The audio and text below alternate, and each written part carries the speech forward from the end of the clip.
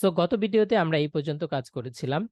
আমরা HTML এর যে মার্কআপটা আছে, লেআউটটা আছে, সেটা ডিজাইন করেছিলাম, বাট আমরা ফ্রন্ট এন্ডের ডিজাইনটা কমপ্লিট করি নাই। সো আজকে এই পার্টটা আমরা কমপ্লিট করব। এটার জন্য আমি ফ্রন্ট এন্ডে চলে যাচ্ছি। ফ্রন্ট এন্ডে প্রথমে আমাদের কাস্টমাইজে গিয়ে কি করতে হবে, এই সেকশনটাকে লোড করাতে হবে। সো কিভাবে আমরা লোড করতে হবে, আমি একটা রিলোড দিচ্ছি। রিলোড দেওয়ার পরে অ্যাড সেকশনে ক্লিক করছি, আমরা দেখতে পাবো হেডার নিউ নামে একটা সেকশন এখানে চলে আসছে। ফাইন, এইটা আমরা অ্যাড করে দিলাম।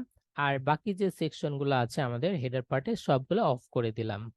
ওকে, এখানে যা আছে তাই থাকলো, কোনো সমস্যা নেই, এটা এগুলোকে আমরা ফিক্স করে ফেলবো। ঠিক আছে, আচ্ছা। সো আমি প্রিভিউ করছি, ভিউ করছি, এটাকে দেখতে কেমন লাগে দেখি। ওকে, এরকমই লাগছে দেখতে।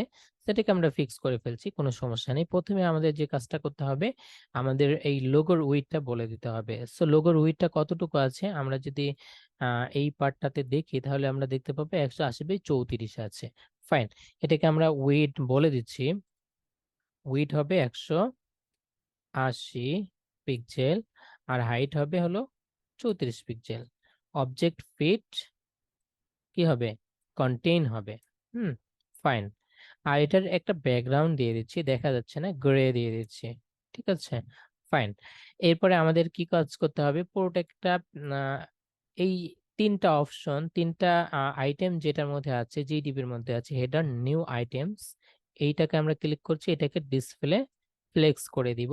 আর এটা সবসময় কি হবে, জাস্টিফাই কন্টেন্ট স্পেস বিটুইন থাকবে, আর অ্যালাইন থাকবে সেন্টারের মধ্যে।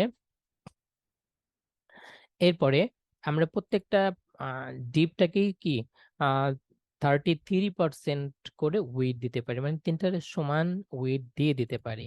তো এটা কিভাবে আমরা দিতে পারি, প্রথমে পুরোটাকে আমরা নিচ্ছি, এরপরে এটাকে আমরা নিয়ে তিনটাকে একবারে সিলেক্ট করছি,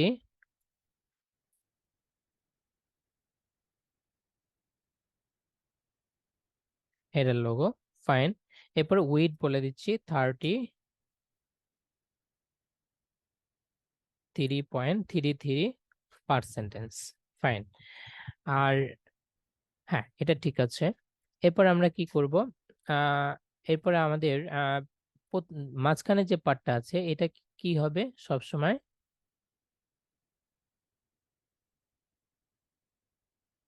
আচ্ছা এই পার্টটা হয়তো কপি হয়নি, এখানে পেস্ট হয়নি কোনো কারণে। আচ্ছা, স্পেলিং টু মিস্টেক আছে, আমি এটা একটু ফিক্স করে নিচ্ছি।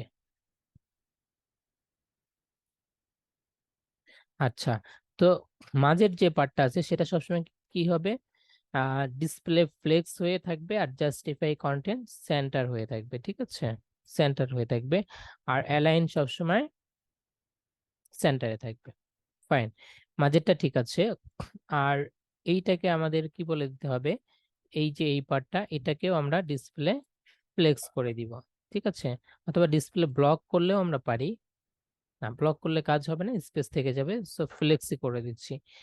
এরপরে আমাদের লাস্টে যে পার্টটা আছে এটা কি হবে, এটার মধ্যে আমাদের দুইটা আইটেম আছে দেখতে পাচ্ছি। ফাইন, সো দুইটা আইটেম সবসময় কি হবে, ডিসপ্লে ফ্লেক্স হয়ে থাকবে। হুম, আর অ্যালাইন আইটেম এটাও সেন্টার থাকবে, আর জাস্টিফাই কন্টেন্টটা সবসময় কি থাকবে, ইন্টে থাকবে, মানে শেষে শেষে সবসময় থাকবে। আর এটা কলাম গ্যাপ কতটুকু আছে আমরা দেখে আসতে পারি, এটা কলাম হলো 22। ঠিক আছে,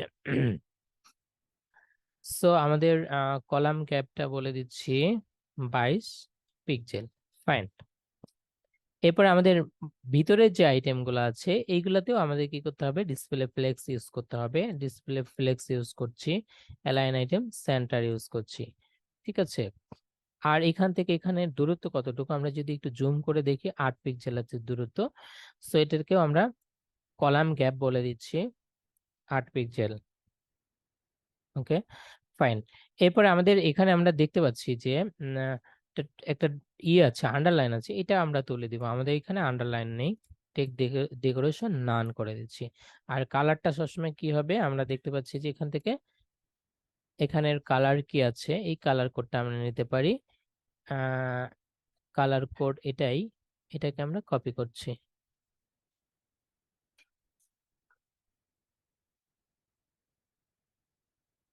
ওকে, কালার কোডটা দিয়ে দিলাম। এখন আমরা দেখতে পাচ্ছি যে উপরে একটু ফাঁকা স্পেস আছে, সো এটা কতটুকু আছে আমরা দেখতে পাচ্ছি 31 আছে, আর নিচের পার্টটা 30 আছে, মানে অ্যাভারেজ 30ই হবে।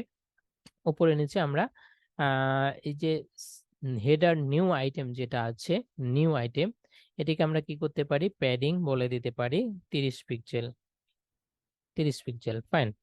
তাহলে 30 পিক্সেল আমরা পেয়ে গেছি। সো আমাদের কিন্তু মোটামুটি লেআউটটা রেডি, ঠিক আছে। সো আমরা এখানে কি করছি, এই যে কোডগুলো আমরা করেছিলাম এই কোডগুলা আমরা কপি করছি, আর যেগুলো আননেসেসারি ছিল সেগুলো আমরা ফেলে দিচ্ছি। ওকে, ফাইন। এরপর আমরা এই কোডগুলো কপি করে আমাদের যে সিএসএসটা ছিল এই সিএসএস এর মধ্যে আমরা এটা পেস্ট করে দিচ্ছি।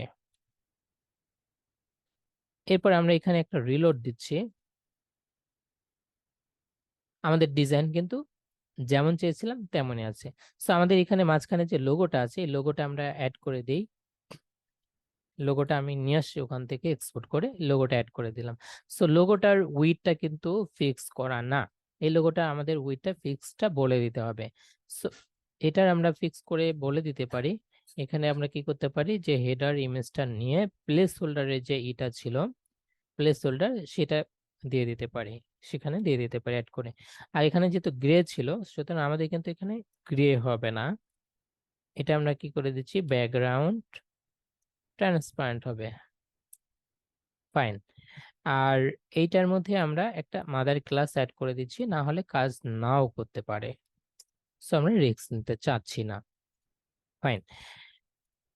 রিলোড দিচ্ছি, আমরা দেখতে পাচ্ছি যে হেডারটা কাজ করছে, অ্যাকাউন্টটাও কাজ করছে, শপিং কার্টটাও কাজ করছে ঠিকঠাক মতো। আমরা যেমনটা যেমন ডিজাইন আমাদের এখানে আছে একদম সেম, একদম সেম আমরা এখানে তৈরি করে ফেলেছি। বাট এখানে একটা সমস্যা আছে, সেটা হলো ফন্ট ফ্যামিলি রবটও দেওয়া আছে। আমাদের স্টোরে যদি রবটও দেওয়া থাকে তাহলে আমরা রবটটা অ্যাড করে নিচ্ছি। টাইপোগ্রাফির মধ্যে থেকে পপিন্স দেওয়া আছে, হ্যাঁ রবটও যেহেতু দেওয়া আছে আমরা রবটটা অ্যাড করে নিচ্ছি, ঠিক আছে। বডিতেও আমরা সেমটা অ্যাড করে নিচ্ছি। যদি রবটও না থাকতো তাহলে আমরা কি করতাম, এই ব্যাপারটা আমরা হয়তো নেক্সট কোনো ভিডিওতে আলোচনা করব, যে আমাদের কাস্টম কিভাবে আমরা কি করতে পারি, নতুন কোনো ফন্ট ফ্যামিলি আমরা সুইফেতে অ্যাড করতে পারি। সো আজকের ভিডিও ভিডিও এতটুকুই। আমরা নেক্সট পার্টে যে বিষয়টা আলোচনা করব সেটা হলো নেভিগেশন নিয়ে, ঠিক আছে, নিচের পার্টটা নিয়ে আমরা আলোচনা করব। ওকে, ধন্যবাদ এতটুকু ভিডিও ধৈর্য ধরে দেখার জন্য। আর বাসায় প্র্যাকটিস করুন, কোনো সমস্যা থাকলে আমাকে কমেন্টস করুন। ধন্যবাদ।